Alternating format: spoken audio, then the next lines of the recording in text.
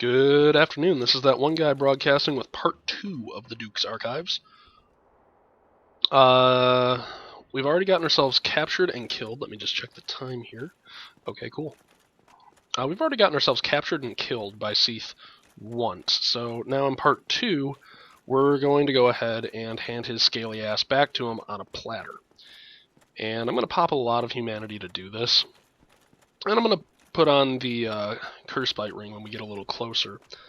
Simply because if, in the unlikely event that I die to Seath, I don't want that death to be a curse. Largely because I just hate being cursed. I even have a way to deal with being cursed right now. It's just, I don't like being cursed. Simple as that.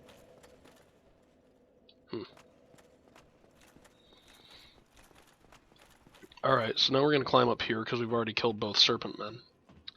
Now, part 2 of the Duke's Archives is a little bit batty nuggets because there's a couple of channelers. Now, one of them you probably should kill.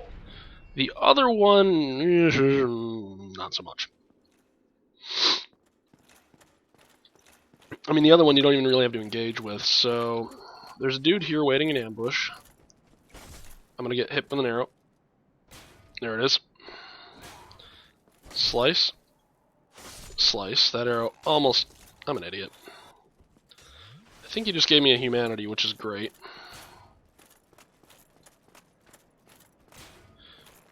Okay. So what we're going to do is we're going to run in here. And yes, I do know that there's another guy. Okay, the camera controls are being a bit of a bitch right now. Because I'm stuck. Wait, why am I stuck? Let me out, you dingus. There we go. Yeah, I don't know what that was. I was quite literally stuck, so...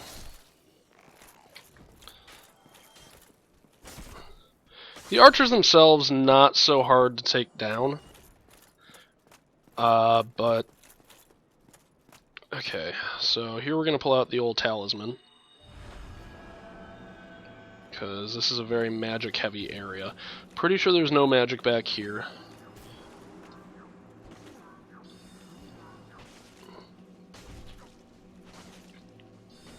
Okay, so he's going to go ahead and teleport away. Now, the first thing you want to do is you seriously want to unlock yourself from, that, so... Okay. Okay, that's why I don't like this area. Because he will teleport away before you can kill him, and that other archer, once you get in range, gets a lot ridiculous really quickly. Plan B, and they're not going to set off the Pisaka alarm at this point, so... I guess they're not coming. Plan B... there is no plan B. I mean, I have to go through the archives, and I eventually do have to kill that guy. Which drives me a little bit nuts, because it's like...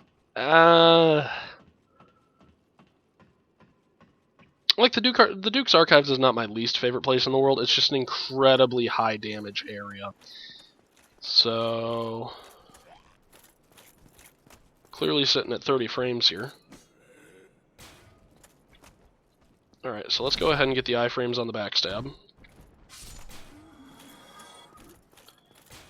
Okay. Now, hopefully, I don't get ganked. Okay, that's normally how I like doing that. And then I can get the backstab on this guy. Oh god, I don't know why I'm at 15 frames right now. I'm not sure what exactly happens after death that causes that. But, alright, let's get a little bit of magic defense. And you know what actually might be a smart addition to my loadout? Especially in this place? Is that. So let's get my sword back out.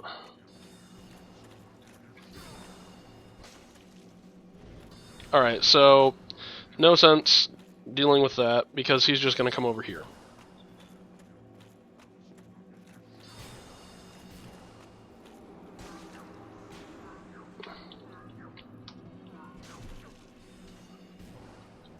Okay, so in this case, I actually did want him to teleport.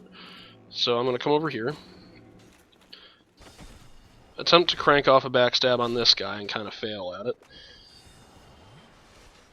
Alright, so now what we're going to do is we're going to come up over here.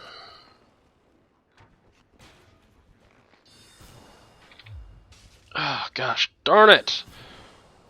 Okay, wait for that to do that. Why did that switch up? Okay, so magic barrier.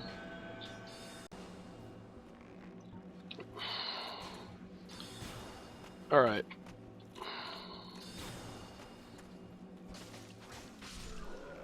Wait, how did that kill me? See, I can do the Duke's Archives, they're just not that fun.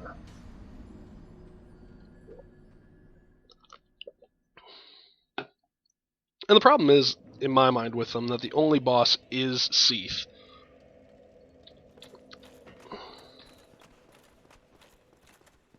Okay, so he's not going to come after me.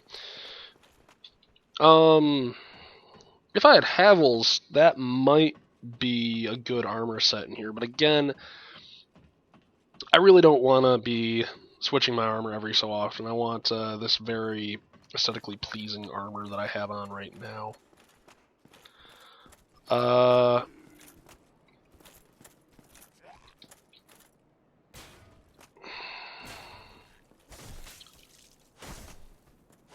Well, in for a penny, in for a pound.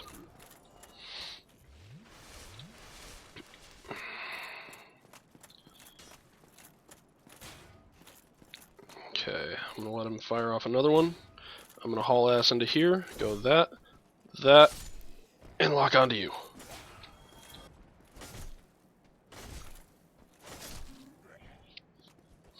Okay, so now we're going to Great Magic Barrier, or Magic Barrier. Sorry. One thing I have thought about is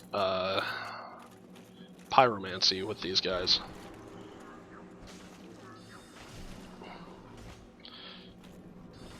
Okay, yep, no point. Because he's just going to teleport back there. Honestly, the teleport mechanic with these guys is the most stone-cold obnoxious thing. Okay, so... Slice. Okay, now we're going to back up. Estus up.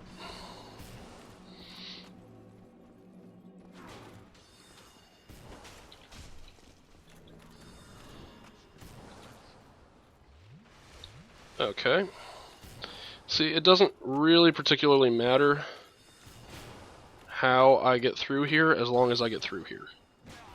So, because there's a bonfire at the end of this little segment that I'm trying to get through, I can use as much Estus as I want. So let's go ahead and reapply Magic Barrier. Okay.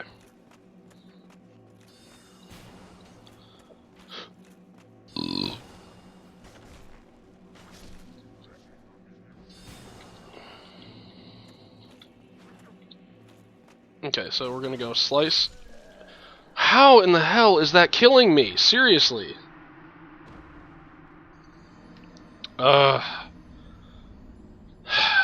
This is just gonna be a best of death video. Like, don't get me wrong, I'm not pissed. This is not me being pissed. This is just like, how is that one attack killing me? Because I feel like I'm armored enough to block it, and I've gotten the Channeler's Trident before. It's not that powerful of a weapon. Okay, so hopefully I don't get arrow spammed out here. I'm gonna get hit. Maybe not. Okay, donk. Donk. Okay, so that went by me. Okay, donk.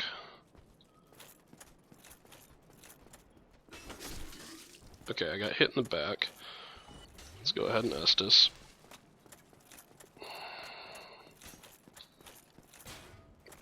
Okay, we're gonna wait for him to do that.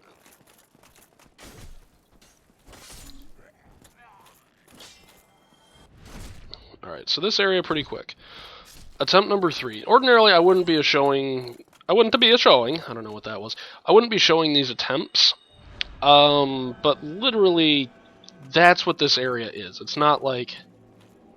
Okay, so... Okay, so once he decides to teleport, he gets iframes. Which is a bit annoying, but I can actually sort of live with it. Okay, so he's going to go ahead and decide that he doesn't want to be there anymore. Okay, here we go.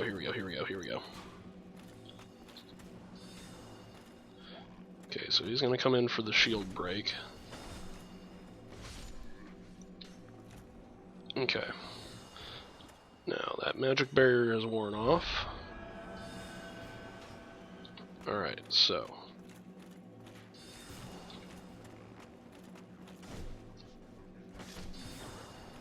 Okay. We're going to come behind here. Messed us up.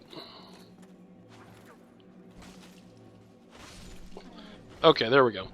Now, the rest of the Duke's Archives is going to be fairly straightforward. There's going to be a guy who's going to maybe pop down here? I don't know.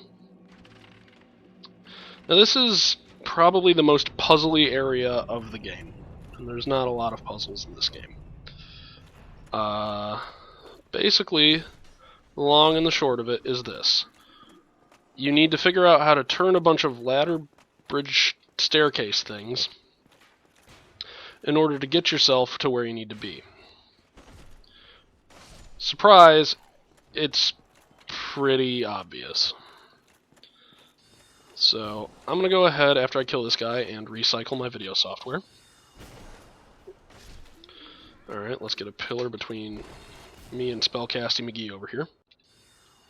Alright, so here we go. Here's the grand secret besides Magic Barrier.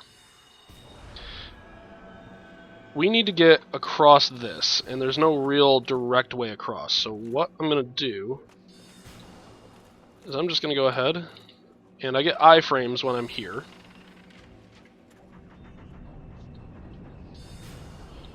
And we're just going to run over here. Like I said, you can completely ignore that caster. Now before we get into here, I'm going to chug-a-lug on some Estus, because there's an archer. And we're just going to slide down. Now, there's an easier way to get to the bonfire, and I very easily could have made it out here earlier. I was really hoping to not make the Duke's Archives. Well, the Duke's Archives technically still is too, because we're done with that. We're moving out to the Crystal Garden and the Crystal Caves. So, here we are. The... cheap bastard. The Duke's Archives bonfire. Can't believe I got backshot. Alright, well, this has been that one guy.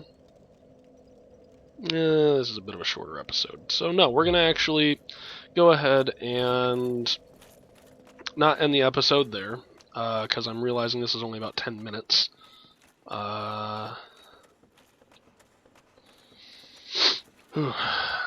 Here we go. So all of these chests in here contain wonderful things, and one of them is a mimic. Hi. How are you doing? You can pick up the prism stones if you want. Prism stones have, like, a few uses, and probably my favorite one is trade them to Snuggly the Crow for, I think, a dragon scale or a demon titanite. Like, I don't know where that crow gets this stuff, but... Alright, here's... got some pretty well telegraphed attacks, so...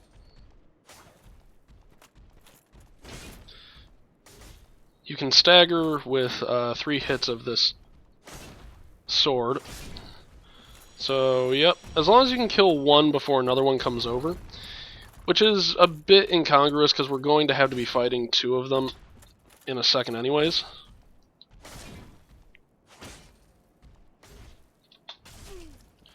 Ooh, that was one hell of an uppercut. Okay, so this should stun it. Well, that's actually one way to stun it, I suppose.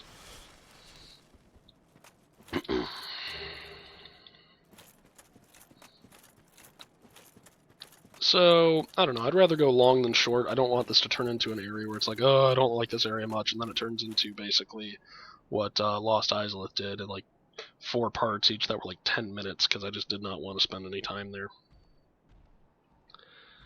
And while it was for 3 or 4 parts that were each like 10 minutes long, the reason for that is because there were 3 or 4 bosses each that took me about 10 minutes to beat, and I wasn't entirely sure if and when I would beat these things, so...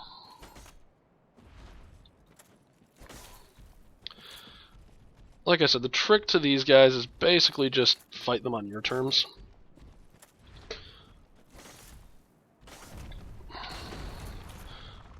So, there's really no, like, cheesy area to fight these guys. It's just...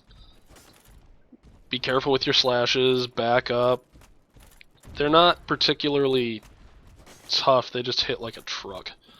You definitely don't want to be hit with that attack, because I'm not sure exactly what the BNS on it is, but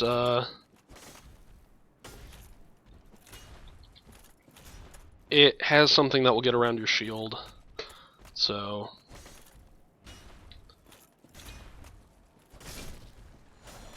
okay. Here we go. And I mean, if you're feeling classy against this guy, you could go two-handing on your sword. Just remember that you're going to want to be able to roll away if the shit hits the fan. I don't know where he was going, but just trying to get there in a hurry. Okay, that attack can be obnoxious because it's really their only ranged attack. Okay, let me think here. Crystal Caves. One problem I have with Crystal Caves is actually not the invisible paths. They're pretty easy to find. The problem I have with the Crystal Caves is the Golden Golems. The Golden Golems they're just obnoxious. They're ridiculously tough.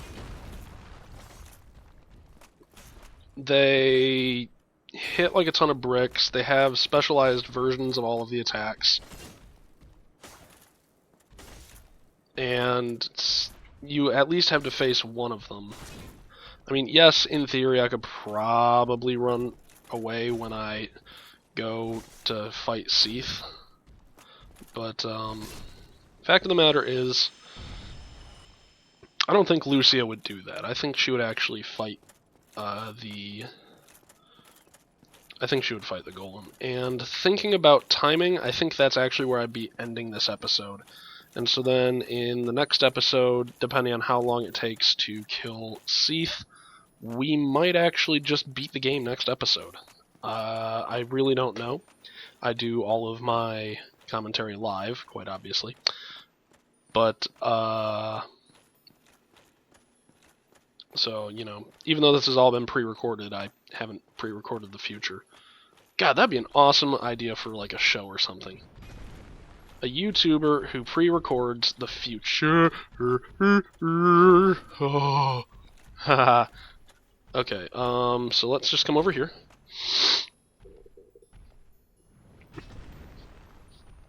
Sometimes he jumps off the edge, and that makes my life about 3,000 times easier. Yeah, but like I said, this dude he hits like a truck. And he's not exactly hurting for my attacks, so... oh, man. The uneven surfaces in here are not conductive to his little Curse Crystal attack. So, that's at least a blessing. And he doesn't have the, like, Crystal Long Arm attack. So I'm gonna get hit by that. This is really the only thing close to another boss in this area, other than Seath. There are Moonlight Butterflies here. You can kill them for the chance to drop like a blue Titanite slab or something. I really don't recall. Unless you're rocking a heavy magic build, the slabs aren't like anything worth dying over, so unless you have a way to kill the okay. Fun story about his crystal attack, you can stand behind him and it won't hit you. So with this guy, just don't let your stamina Ooh, and also don't let him hit. Don't let him hit with that. Should I Estus? Answer: yes, I should. Like I said, I'm not entirely sure what kind of damage that... Oh god. And that's why I don't really like the golden golems. But that should be episode length, so we're going to try that again in the next episode. And then, like I said, depending on how long it takes us to beat Seath, we actually might go take on Gwyn. This has been That One Guy. Thanks for watching.